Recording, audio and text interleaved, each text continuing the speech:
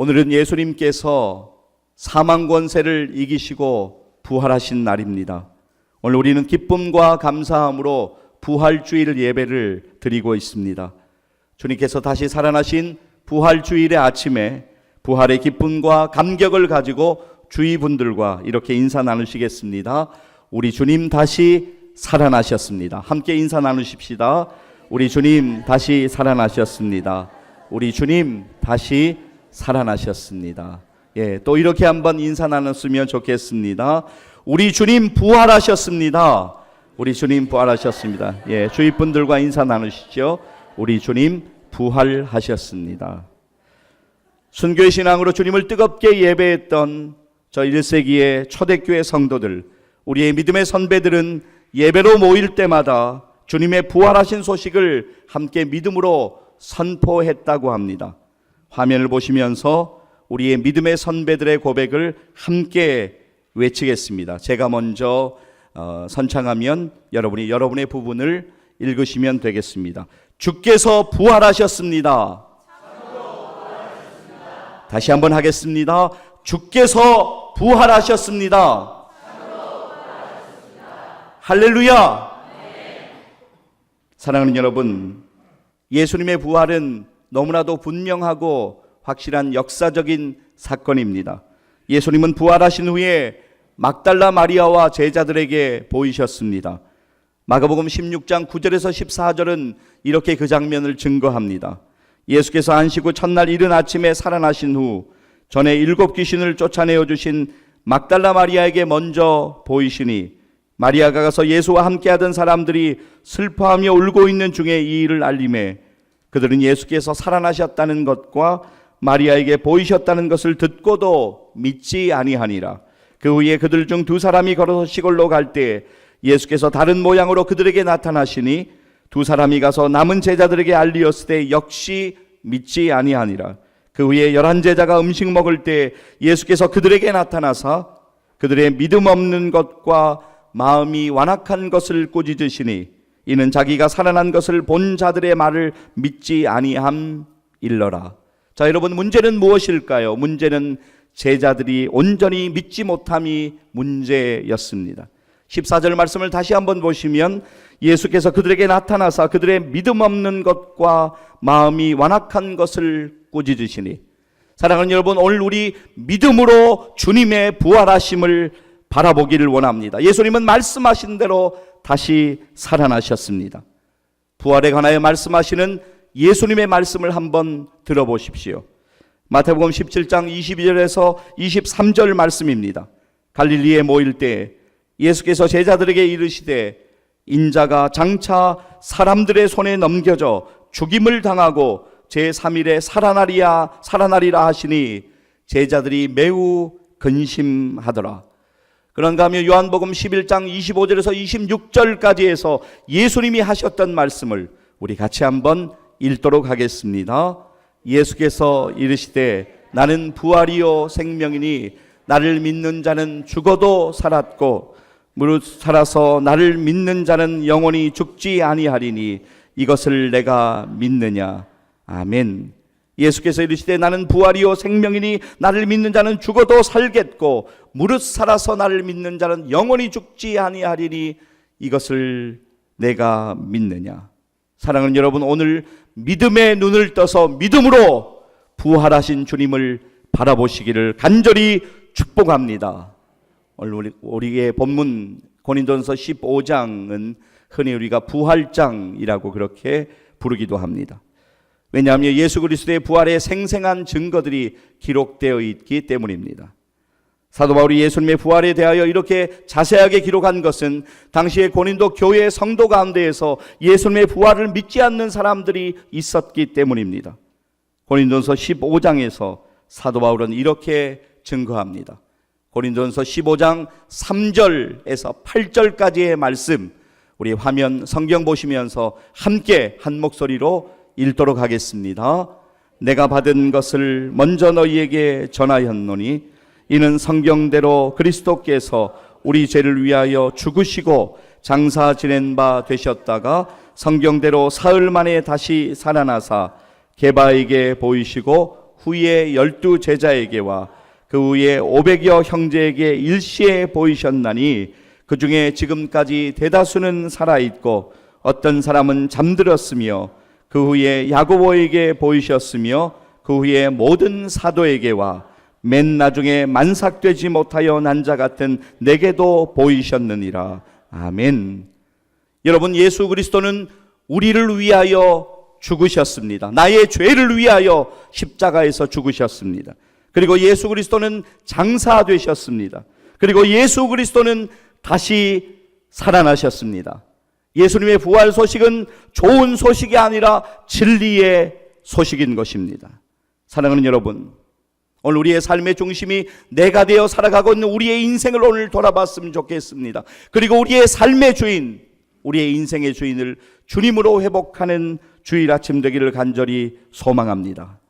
부활의 아침, 이 자리에 함께한 여러분들과 나누고 싶은 말씀이 있습니다. 오늘 우리 모두가 부활 신앙을 간절히 회복하기를 원합니다. 그렇다면 이 소망의 아침, 저와 여러분이 반드시 기억해야 되는 것은 무엇일까요? 첫째, 부활 신앙은 죽음을 이기고 영혼의 자유를 누리게 합니다. 예, 그렇습니다. 부활은 언제나 죽음을 전제로 합니다. 죽음은 죄의 결과입니다.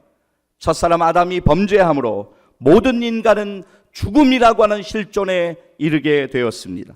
따라서 모든 인간은 죽어서 무덤을 남깁니다. 그러나 예수님은 무덤이 없습니다. 빈 무덤이십니다.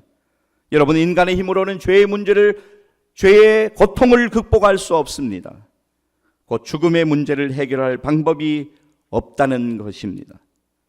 공산주의자 창시자인 칼 마르크스는 임종을 앞두고 자신을 추종하는 사람들이 그에게 유언을 남겨달라고 하자 이렇게 이야기했다고 합니다. 죽음 앞에서 무슨 할 말이 있겠느냐고 거기에 있던 사람들을 매몰차게 내쫓았다고 합니다. 당시의 세계를 제패하고 내 사전에 불가능이란 없다라고 만만하게 세상을 살아가던 나폴레옹, 그는 마지막 시간 가운데 내 인생은 참으로 불행했다라고 하는 유언을 남깁니다. 아무리 세계를 정복하고 다스리던 자들이라고 하더라도 부활하신 주님을 만나지 못한다면 죽음 앞에서 절망할 수밖에 없는 나약한 존재들인 것을 우리는 다시 한번 기억할 필요가 있습니다. 그러나 우리가 부활의 신앙을 가지면 삶에 대한 태도가 완전하게 달라집니다. 우리의 죽음이 끝이 아니라 영원한 나라를 향해 들어가는 것입니다. 이 땅의 장막을 벗고 새 예루살렘 천국으로 향하는 우리의 여정, 그것이 바로 죽음의 관문을 통과하는 여정인 것입니다. 눈물도 죽음도 슬픔도 고통도 없는 그것으로 들어가기 위하여 반드시 거쳐야 하는 그것이 바로 죽음임을 우리가 믿는다면 우리의 영혼은 자유함을 경험하게 될 것입니다. 고린도전서 15장 55절에서 57절까지 해서 사도 바울의 외침을 여러분들 주목하여 보시기를 바랍니다. 우리 화면을 보시면서 함께 55절부터 57절 말씀까지 읽도록 하겠습니다. 사망아, 너의 승리가 어디 있느냐? 사망아, 내가 쏘는 것이 어디 있느냐? 사망이 쏘는 것은 죄요, 죄의 권능은 율법이라.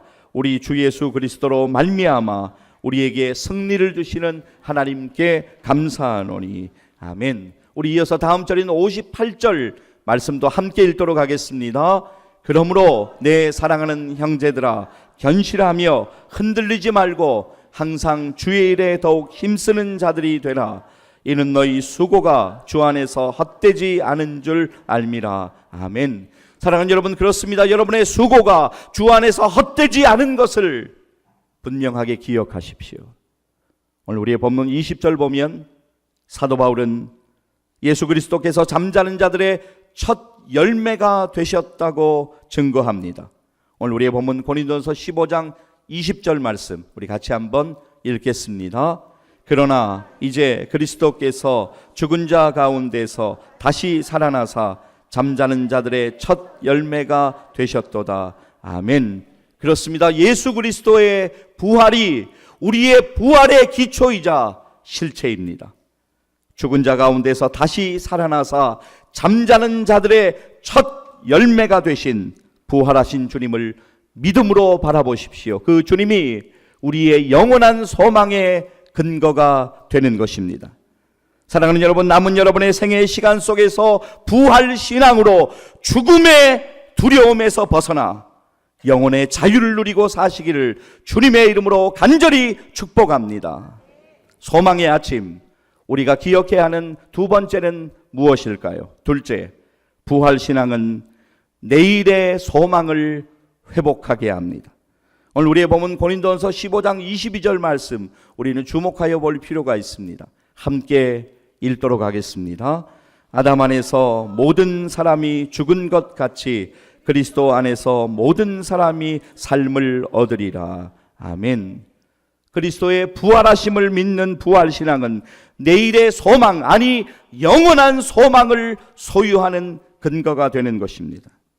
여러분, 이 세상을 사는 동안에 우리가 예수 그리스도를 우리의 구세주와 주님으로 영접하고 믿고 모시고 살면 우리 날마다 주님을 우리의 삶 가운데서 경험할 수가 있습니다.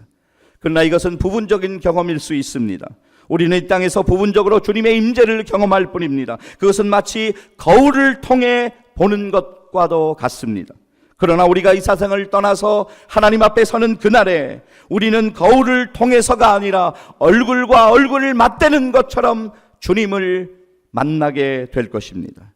그토록 사모했던 주님, 그분을 만나게 될 것입니다.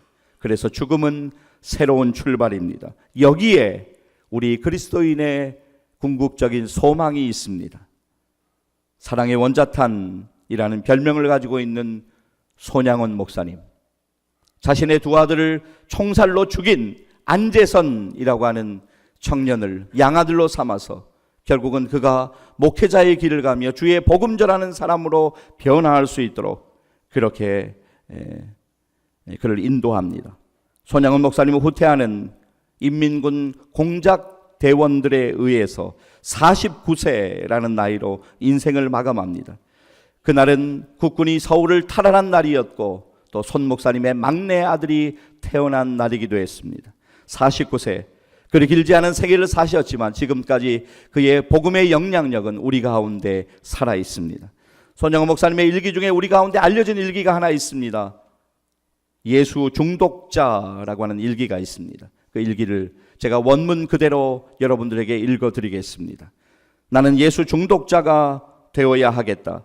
술 중독자는 술로만 살다가 술로 죽게 되는 것이고 아편 중독자는 아편으로만 살다가 아편으로 죽게 되나니 우리도 예수의 중독자 되어 예수로 살다가 예수로 죽자. 우리의 전 생활과 생명을 주님을 위해 살면 주같이 부활한다.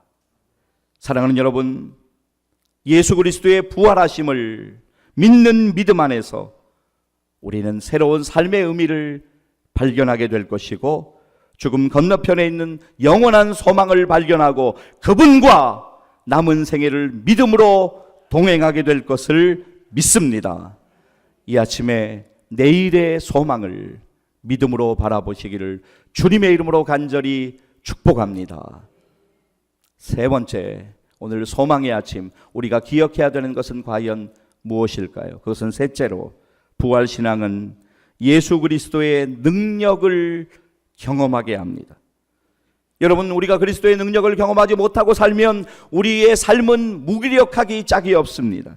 작은 일에도 짜증이 나고 실증이 나고 의욕이 생기지 않습니다. 생명이 없는 나무는 봄이 와도 잎이 돋아나지 않는 것처럼 말입니다. 생명이 없는 사람은 꼬집어도 아프지 않고 불러도 대답이 없습니다.